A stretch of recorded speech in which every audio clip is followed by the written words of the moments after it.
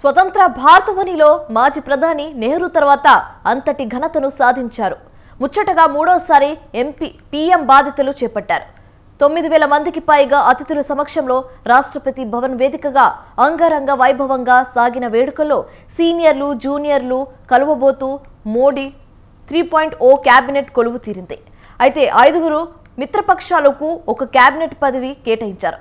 ఇంతవరకు బాగానే ఉన్న బోటబోటి మార్కులతో పైన ఎన్డీఏ ప్రభుత్వాన్ని నడిపించడం, గతంలో మాదిరిగా ధైర్యంగా నిర్ణయాలు తీసుకోవడం ప్రధాని మోదీకి అయ్యే పనేనా? ఇదే ఇప్పుడు అందరిలోనూ ఆసక్తి రేపుతుంది. మరి మోదీపై అంతా చూసేలా చేస్తుంది.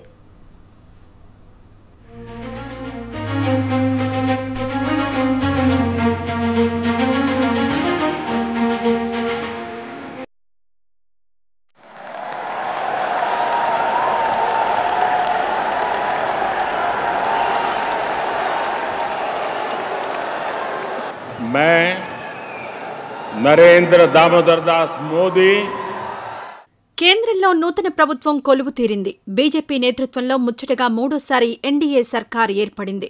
అంతేనా ప్రధానిగా మూడోసారి బాధ్యతలు చేపట్టారు నరేంద్ర దామోదర్ దాస్ మోడీ.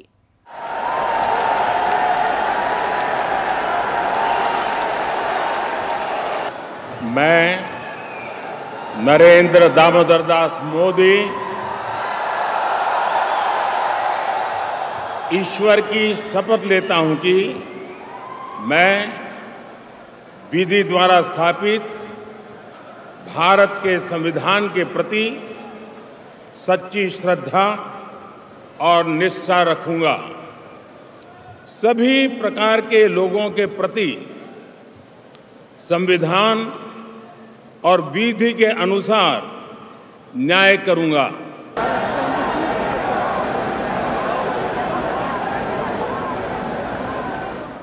అఖండ భారతావని చరిత్రలో మాజీ ప్రధాని జవహర్లాల్ నెహ్రూ తర్వాత మూడోసారి వరుసగా ప్రధాని బాధ్యతలు చేపట్టింది మోడీయే కావడం విశేషం.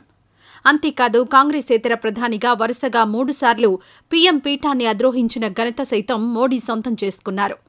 రాష్ట్రపతి భవన్లో అత్యంత వైభవంగా సాగిన ఈ వేడుకలలో 9,000 మంది అతిథుల మధ్య అట్టహాసంగా నరేంద్ర మోడీ ప్రమాణ స్వీకార మహోత్సవం సాగింది. అనంతరం 71 మంది మంత్రులుగా ప్రమాణ స్వీకారం చేశారు. मैं राजनाथ सिंह ईश्वर की शपथ लेता हूं कि मैं विधि द्वारा स्थापित भारत के संविधान के प्रति सच्ची श्रद्धा और निष्ठा रखूंगा. मैं भारत की प्रभुता और अखंडता अक्षुण्ण रखूंगा. जबकि ऐसे मंत्री के रूप में अपने कर्तव्यों के सम्यक निर्वहन के लिए ऐसा करना अपेक्षित हो, मैं प्रत्यक्ष अथवा अप्रत्यक्ष रूप से संसूचित या प्रकट नहीं करूंगा.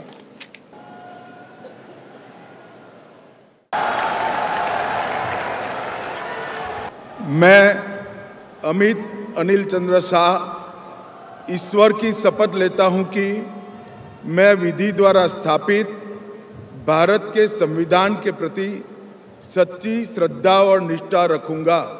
जबकि ऐसे मंत्री के रूप में अपने कर्तव्यों के सम्यक निर्वहन के लिए ऐसा करना अपेक्षित न हो, मैं प्रत्यक्ष अथवा अप्रत्यक्ष रूप से संसूचित या प्रकट नहीं करूंगा. ప్రమాణ స్వీకారం చేసిన వారిలో 30 మందికి కేబినెట్ హోదా, 5 స్వతంత్ర హోదా కల్పించారు. మరో 36 మందికి సహాయ మంత్రులుగా అవకాశమిచ్చారు. ఎన్డీఏ మిత్రపక్షాల్లో 5 పార్టీలకు ఒక్కో కేబినెట్ పదవి ఇచ్చారు. TDP, JDS, Paswan, LJP, HAM secular, జేడీయూలకు ఒక్కో కేబినెట్ పదవి ఇచ్చారు. Shri Kinjarapu Rammohan Naidu. I, Kinjarapu Rammohan Naidu, do swear in the name of God that I will bear true faith and allegiance to the Constitution of India as by law established. Do swear in the name of God that I will not directly or indirectly communicate or reveal to any person or persons any matter which shall be brought under my consideration or shall become known to me as a minister for the Union, except as may be required for the due discharge of my duties as such minister. Sri H.D. Kumar Swamy. I, Haradanahalli Devegowda Kumaraswamy, do swear in the name of God that I will bear true faith and allegiance to the Constitution of India as by law established. Any matter which shall be brought under my consideration or shall become known to me as a minister for the Union, except as may be required for the due discharge of my duties as such minister. కేంద్ర మంత్రివర్గంలో 7 ఏకంగా మాజీ సీఎంలు కావడం విశేషం. Cabinet మంత్రులు 30 మందిలో 25 మంది లోక్సభకు చెందిన ఎంపీలు కాగా 5 రాజ్యసభ సభ్యులు. స్వతంత్ర హోదా మంత్రుల్లో 5 4 లోక్సభ ఎంపీలే. సహాయ మంత్రులు 36 మందిలో 5 రాజ్యసభ, 29 మంది లోక్సభ ఎంపీలు. 2 మాత్రం ఏ సభలోనూ సభ్యులుగా లేరు. మొత్తం 81 మందికి అవకాశం ఉండే మోడీ కేబినెట్లో 71 మందిని తీసుకున్నారు.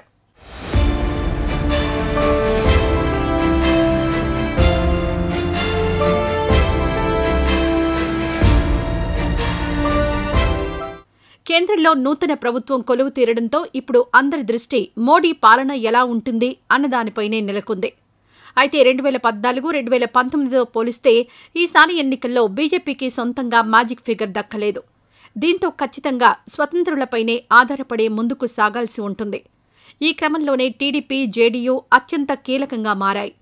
అయితే టీడీపీ సంగతి కాస్త పక్కన పెడితే జేడీయూ అధినేత నితీష్ కుమార్ ఎప్పుడు ఎక్కడ ఎలా ఉంటారన్నది చెప్పడం కాస్త కష్టమే. అధికారమే పరమావధిగా ఆయన పావులు కదుపుతుంటారన్న మాట రాజకీయ వర్గాల్లో జోరుగా ప్రచారం సాగుతోంది. అందుకు కారణం ఇప్పటివరకు ఆయన మార్చిన కూటములేనని చెప్పాలి. ఇలాంటి పరిస్థితుల్లో ప్రస్తుత ఎన్డీఏ కూటమిలో ఆయన అత్యంత కీలక భాగస్వాముల్లో ఒకరిగా ఉన్నారు. దీంతో ఆయనకు ఏమాత్రం అసంతృప్తి అనిపించినా, అవతలి పక్షం నుంచి మంచి ఆఫర్ వచ్చినా ఎలా వ్యవహరిస్తారన్నదే ఆసక్తి రేపుతోంది.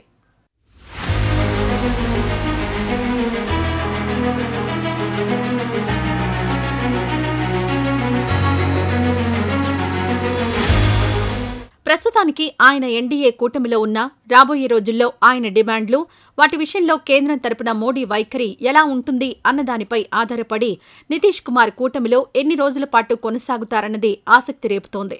అదే సమయంలో గతంలో కమలానికి పూర్తి మెజారిటీ ఉండడంతో ఎవరిపైనా ఆధారపడకుండా కేంద్రం తరపున మోడీ పలు నిర్ణయాలు తీసుకున్నారు. ధైర్యంగా అడుగులు వేశారు. నోట్ల రద్దు, ట్రిపుల్ తలాక్, ఆర్టికల్ 370, సీఏఏ సహా ఎన్నో విప్లవాత్మకమైన నిర్ణయాలు ఇందులో ఉన్నాయి.